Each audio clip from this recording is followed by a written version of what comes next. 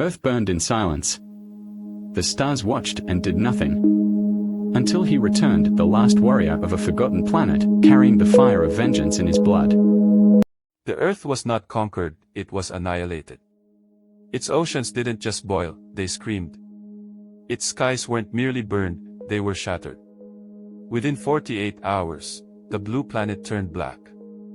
On board the refugee ship Artemis 9, Zane stood at the observation bay, still as stone. Around him, panicked whispers and quiet sobs filled the stale recycled air. But Zane said nothing. His eyes were locked on the smoldering image of what once was Earth. Now, just ash and silence.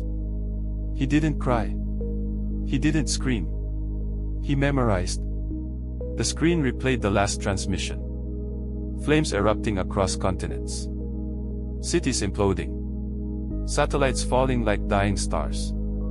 This wasn't war, Zane whispered, the words razor sharp. It was execution.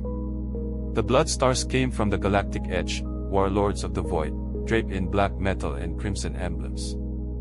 They didn't negotiate. They demanded. When Earth refused, they erased it. Zane lost his mother, a brilliant engineer. His little brother, Samir, only 9. He lost New Vancouver, the city he was born in. The music, the smells, the smiles, were all gone. But they didn't take his fire. That, they ignited. In the silence, Zane clenched his fists. Not in grief. In promise. The refugee colonies on Vega Drift were packed like sardines in metal cans. Artificial suns cast pale light on tired faces. Time passed slowly in those rusted compartments, people waiting for aid that never came. But Zane didn't wait.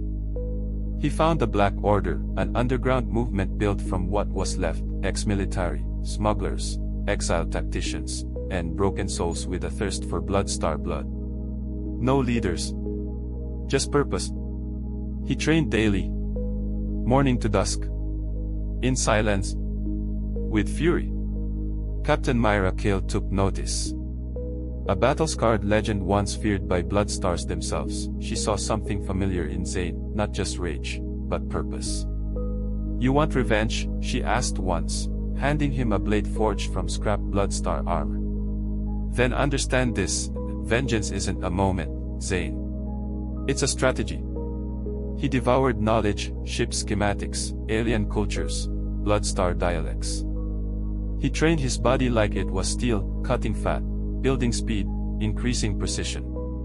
His silence became leadership. His grief became a weapon. By the 3rd month, he could outfight any man in the Order. By the 6th, they followed him without question. The Order's first real strike came early. A lone Bloodstar patrol ship drifted near the Gorgon's Veil, a cosmic fog belt near Vega. It was considered low priority. Perfect for a message. Zane and his squad boarded silently, wearing magnetic boots and shadow cloaks. Each step was methodical. Clean. Calculated. The Bloodstar crew was well-trained, but not ready for Earth's ghosts. Zane led the breach into the control deck. The ship's commander, Vethrix, snarled at him with a cybernetic eye leaking red fluid. You're from Earth, he hissed. We burned your kind. You're just... Zane didn't wait for him to finish. Then let me return the favor, he said coldly. One silenced bullet to the eye. The ship was theirs. They renamed it Ashbourne. Not just a ship. A symbol. A whisper to the galaxy. Earth lives in fire. Ashbourne began striking supply lines, taking weapons, freeing slaves, and leaving a message etched into every Bloodstar terminal. We remember Earth. They became legends. Or nightmares. The Bloodstars called them the Ashbourne Plague. Bounties rose by the millions. Entire moons were bombed in vain attempts to bait them. Still, they moved like shadows. But Zane wasn't just targeting soldiers. Every mission brought him closer to the true architect of Earth's fall. Lord Kareth Vorn, the Emperor of Bloodstars. A monster carved from steel and silence. Zane studied his campaigns, traced his old battle routes. He built a plan that would take years, not days. A long, bloody, painful plan.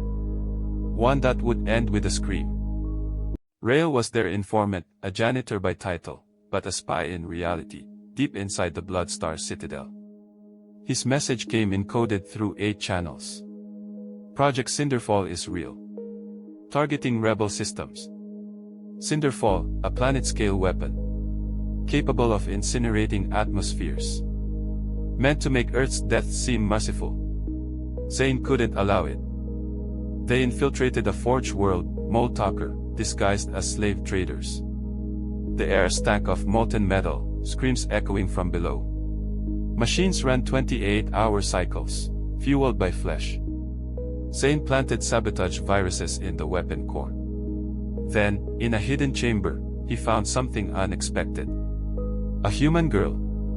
Barely 8. Locked in a biocapsule. A survivor, from Earth. When Zane opened the pod, she looked into his eyes and whispered, "I saw them burn the sky." Her name was Mira. He didn't let go of her hand again. The escape from Moltalker wasn't clean. Bloodstar warships detected them before they could jump. 3 cruisers. 1 destroyer. All chasing a single stolen freighter. The Ashborn. Zane ordered Mira into a shield pod. She gripped his hand, whispering, "Don't leave me behind." He didn't answer. He just nodded. They jumped systems. Crossed radiation belts. Every time they thought they'd lost them, another scanner pinged red.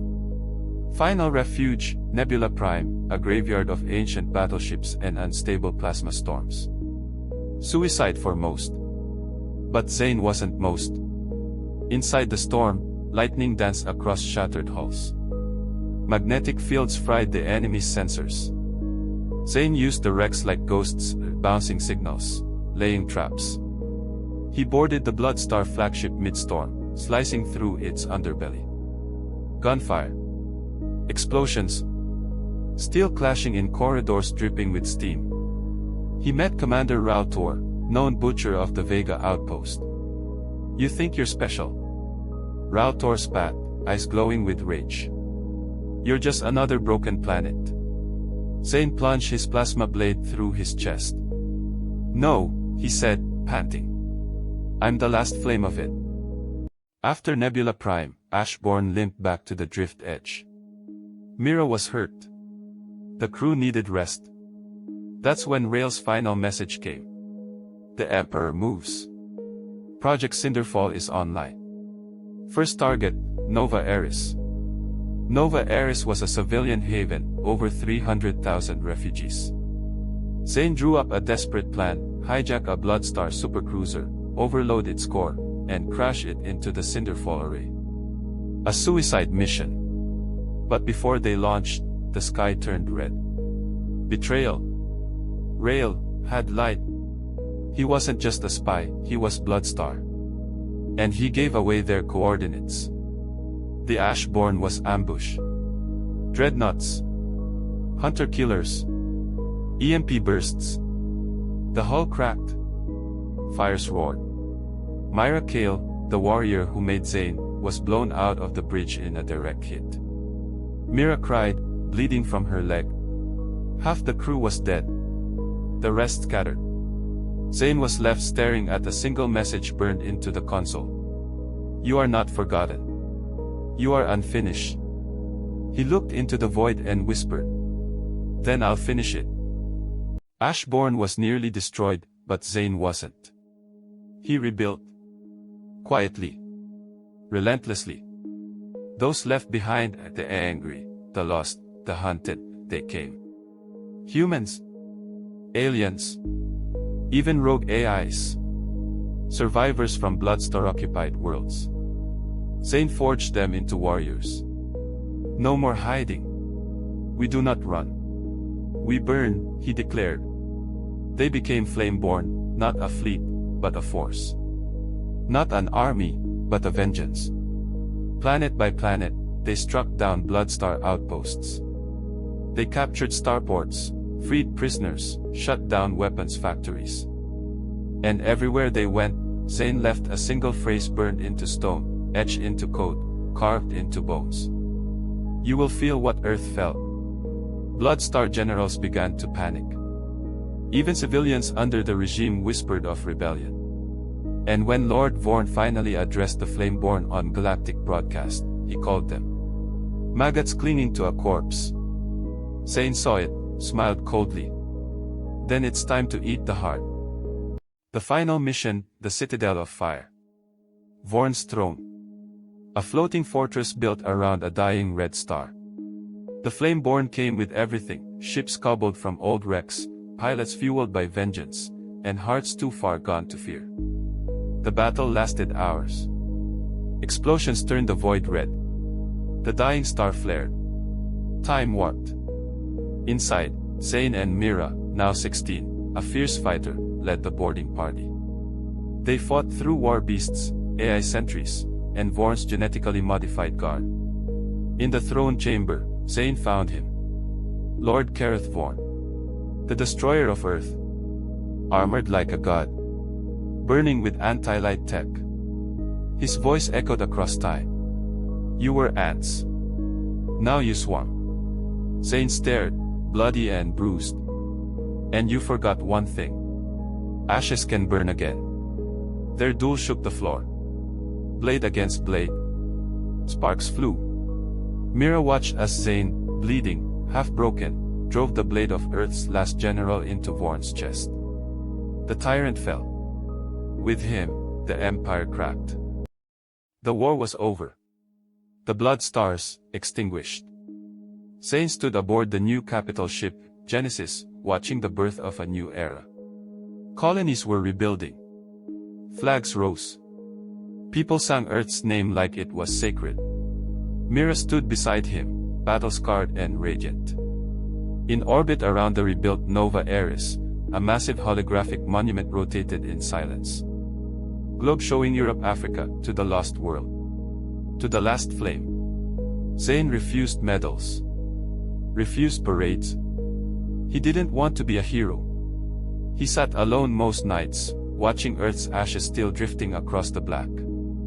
And when children asked who he was, he would smile gently and whisper, "Just a boy who remembered the fire."